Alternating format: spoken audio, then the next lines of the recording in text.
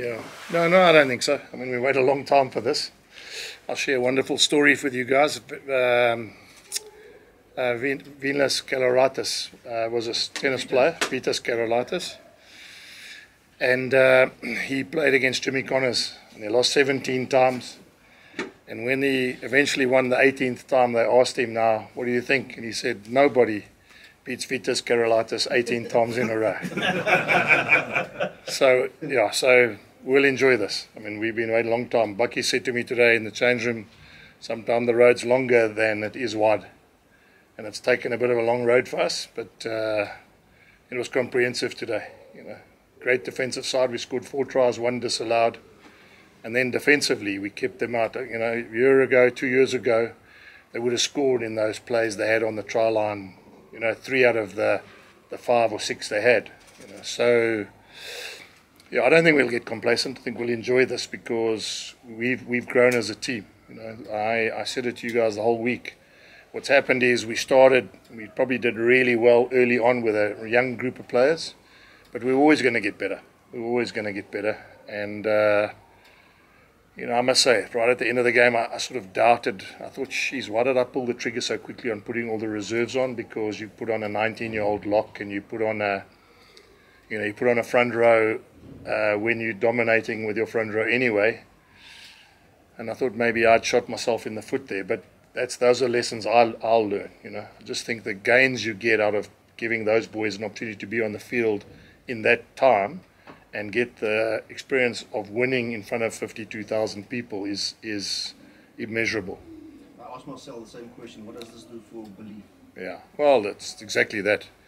It starts to sink in that the team's getting better and better and better. And today, no Ulrich Lowe, no Cameron Hanekom. I'm just using 2 examples of guys that probably would have been in our mix. So what that does is it just creates so much more competition in our group because now everyone wants to be part of something as nice as it was tonight. And I know you're going to ask me, but I mean, 52,000 people, guys. When's the last time we had a pool game where we've had a sellout crowd in any stadium? So I've got to say to our supporters, unbelievable. And it shows that things are working. Credit to the Stormers too, because if they had a poor team, there's no way there's 50,000 people here. So it's testament to the fact that this tournament is a tough tournament. It's testament that both sides are really good. And, we're obviously going to enjoy the fact that we've taken a long time to beat them. And we didn't just beat them tonight. I mean, we convincingly beat them. And that could even been bigger if we had taken our chances. Saying that, they also had chances, but it's one of those games where I thought 19-3 after 30 minutes, probably the best we've played against them in all the fixtures together. Jake, you've coached what a lot of people have been alive, and you would have experienced plenty of streaks. I mean, there was that very difficult one in 2006. Where would you put this particular one in terms of breaking it, in terms of what has transpired in your career? Well, I just think, 2006 I was nearly fired. I was flying home from a Springbok tour, and I was basically 1 penalty away. We then thrashed the All Blacks in Rustenburg with a penalty in the last minute, and probably saved my job. So, I've been around the block, and I probably understand sometimes, but I've been telling you guys for a long time, it's going to change. It's going to change, And as much as it's a blessing for us, and as much as it's a massive, now the challenge is to see whether other teams can turn the corner as well. And that's what's coaching so nice about coaching is, you're 7 days away from being a superstar. That's how it is. 7 days time, everything changes. So. It wasn't a great year, 2006, you all know that, but a year later we won the World Cup. And I was just very thankful that I had players believing in where we were going. And as I said to you guys, Liam, we'll get it right. I will get it right. We're going to get better and better and better. I know the curve and the graph of our team is so much upward compared to where I started, 3 years ago. It's now almost 4 years. In April, it'll be 4 years here. And when I got here, squad changed significantly. The average age has gone up. The guys who stayed have become really seasoned pros. So I've got no doubt that we'll just get better and better and better. And so that's where you put the learnings of not doing well in the beginning or not doing well in certain runs. Happens. Liverpool. I'm a Liverpool supporter. It wasn't long ago before Liverpool had nothing, and now all of a sudden they're playing with an academy team and they're beating Chelsea. Just one more question from my side. With this kind of performance and the kind of crowd that we saw today, I mean, another thing that's been a bit of a debate in Europe are the crowds in South Africa. And I think sometimes the context of the big stadiums we have here isn't always factored in. What kind of message does this performance send for teams who may now find themselves having to come to altitude in front of 50,000 fans and need to raise themselves in performance? Well, I'll tell you what it does do. It shows you how passionate the Bulls supporters are. You know? It shows you, I mean, then, you know, I've always said Newlands in the old days, people packed Newlands. It was a great venue for their supporters, and we're probably envious of the fact that they could fill their stadium every time. But I mean, you saw tonight. I mean, the game got delayed for an hour, and we still had a sellout crowd. So, you know, all credit to them. You know, as I said in my post-match interview with Skulk and Nick, it would be amiss of me not to say baie dankie. Dit is baie lekker gewees. Ek wens julle dit geniet, en van my kant af vir al die supporters, dankie, en yes, hopelik kry ons elke week wat ons speel, kry ons dieselfde skare. Jake, does it sort of feel like the monkey's off the back? You can get rid of it, you can move on, not going to talk about it again, and especially in the way you did it tonight. Yeah, you know, I mean, as I said, you know, when you said Vitas Garolatas lost 17 times, the monkey took a long time to get off. I knew it was going to happen. I mean, I kept telling you guys that's going to happen, you know.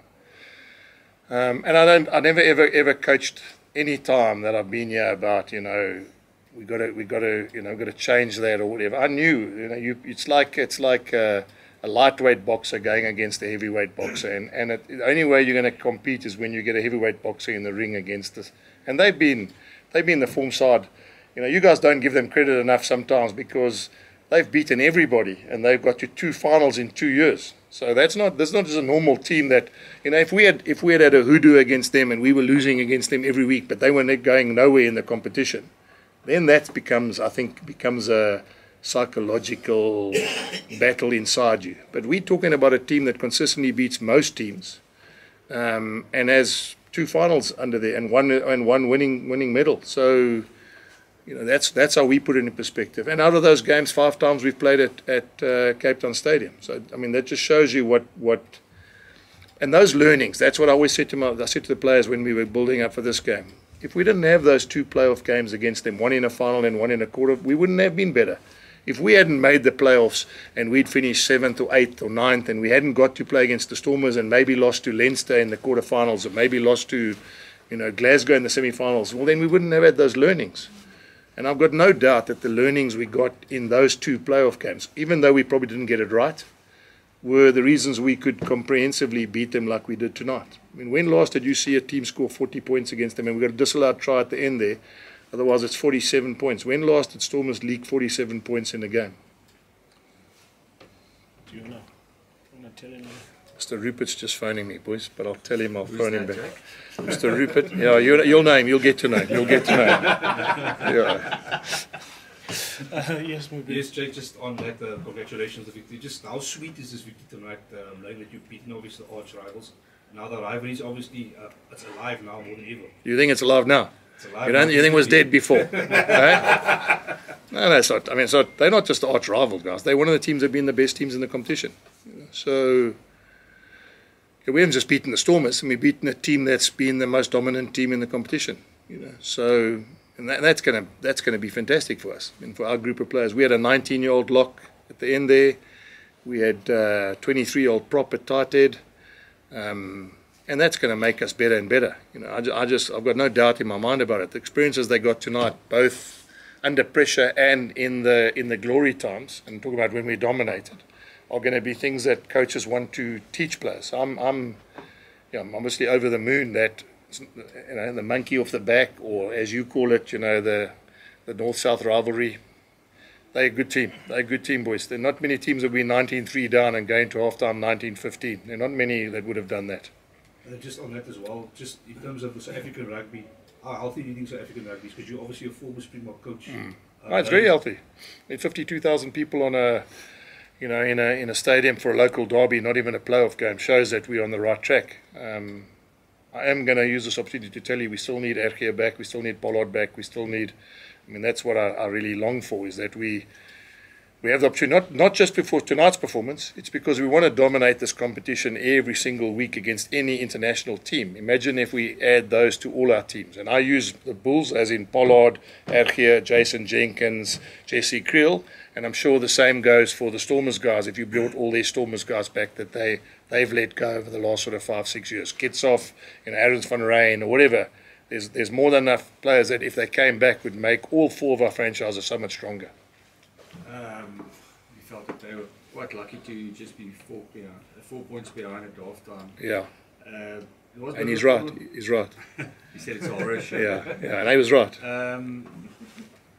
It was a bit of a problem in the past, playing one good half and the next half not so good. How happy are you that after the Stormers finished quite strongly just before half-time, got a bit of momentum, that the Bulls responded? But you know, Kuba, it's interesting. I mean, I'm not going to give you a whole rundown of the game, but it just shows you, for like 28 minutes, they weren't nowhere. I mean, they looked like they looked like another team. They didn't look like a champion team that's won this competition.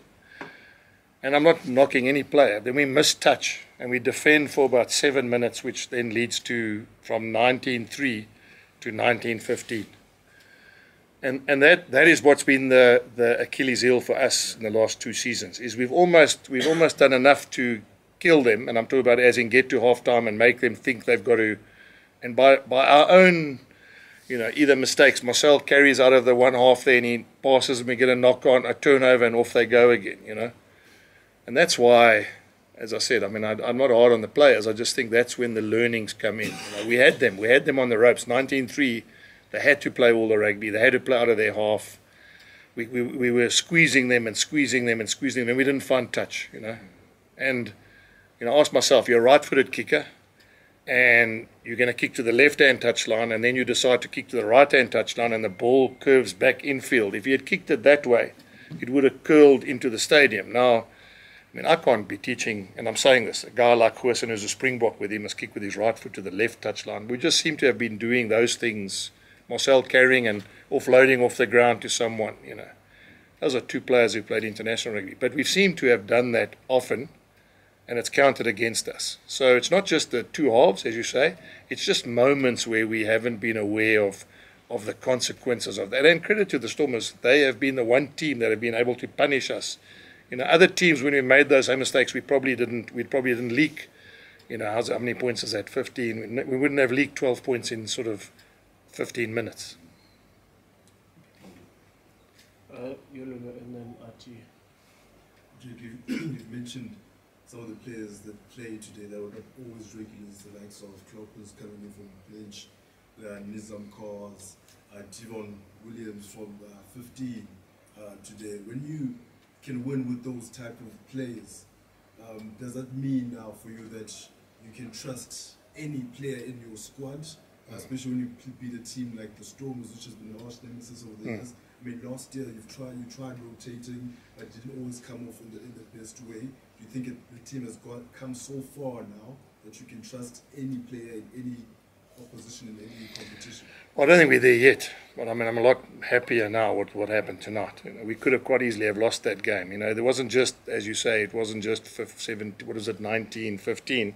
Then they get those 3 chances just after half time. They could have gone ahead 22-19. I mean, then the game, then you all of a sudden we're now playing catch up as well. So, yeah, it's not just tonight. It's just been something that I said to you guys as well. I've had to find ways in which I can rotate the squad a bit, and it does. I mean, the value that you have now with a 19-year-old lock who's come on and won a game like that, and you know, Devon, who's now come and he's played really well for us. I mean, keeping a guy like Willie on the bench when Willie's a double World Cup winner, and surely you've got to be feeling like you're enjoying life if you're a player and you're keeping a double World Cup winner out of the starting lineup. So, but I must reinforce, that doesn't mean we've won anything, guys. We've won a game. It's a pool game.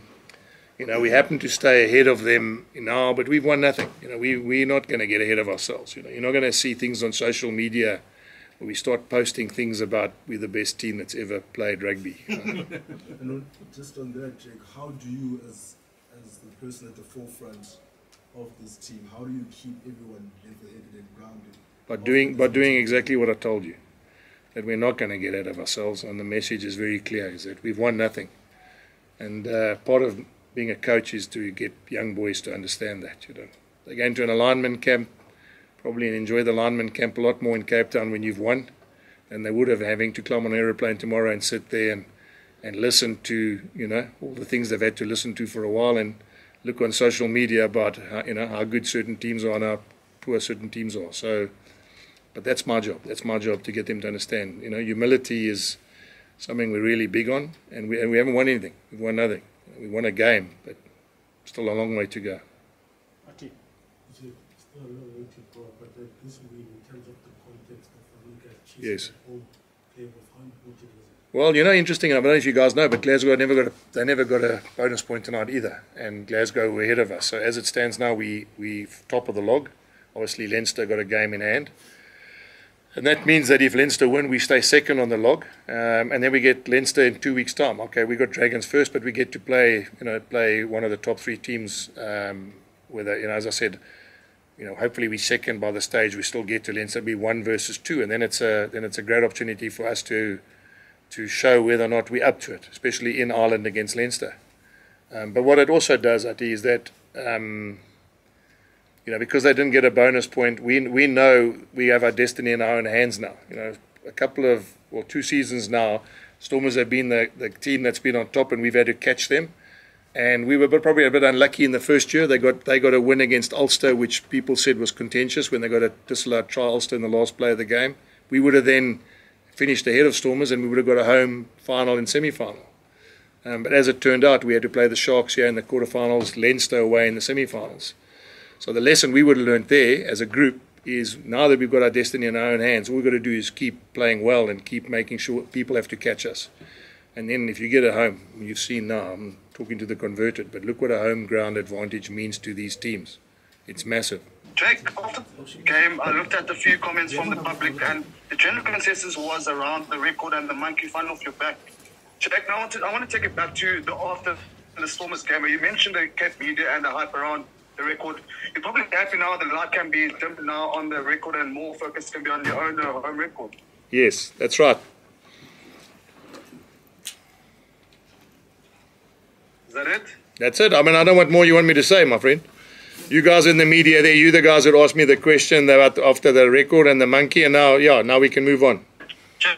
Just in terms of the composure shown by the guys, you said before the game that you feel the Bulls haven't played their best rugby ever against the Stormers over the years. Do you think that tonight was that case, and also going forward now that that's the kind of composure that you still play your game even in the high pressure situations, especially with Champions Cup also coming up? Exactly, Ashok. That's not just a lesson for the Stormers. I think when you're playing against a good team, and they are a good team, as I said, they've played in 2 finals, so they've got all that mileage under their belts, and the way we 19-15 and looked like the game could get away from us again. I mean, to win the second half 21-7 with the reserves we put on, obviously is something that we must be happier with, and we must obviously take a lot of confidence out of. Any injuries, Jake, or guys coming back for the next game? No, happy. No injuries, and obviously Ulrich Lowe, I mean, he sat out this week. He should be available for when we play again. Yeah, Jake, it's not entirely related to the game, but I remember last year a lot of talk was on your youngsters and the general health within the rugby at the Bulls and in South Africa in general, where you had less test match experienced players.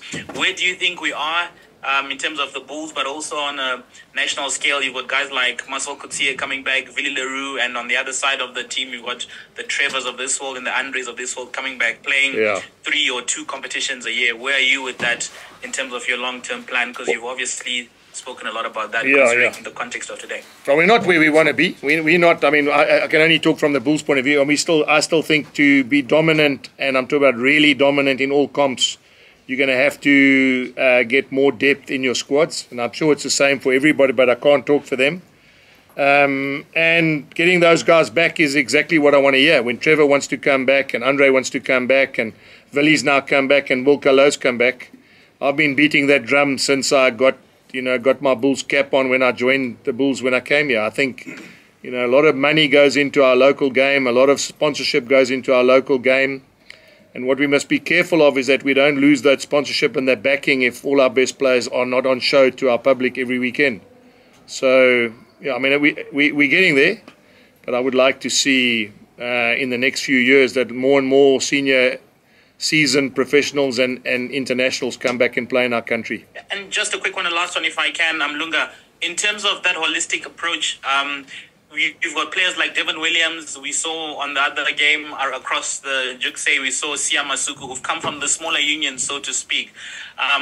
Is the Currie Cup doing well for that in terms of putting players like that across to big teams like the Bulls and bring them forward? What do you think we can do, another competition, or how to improve the Currie Cup?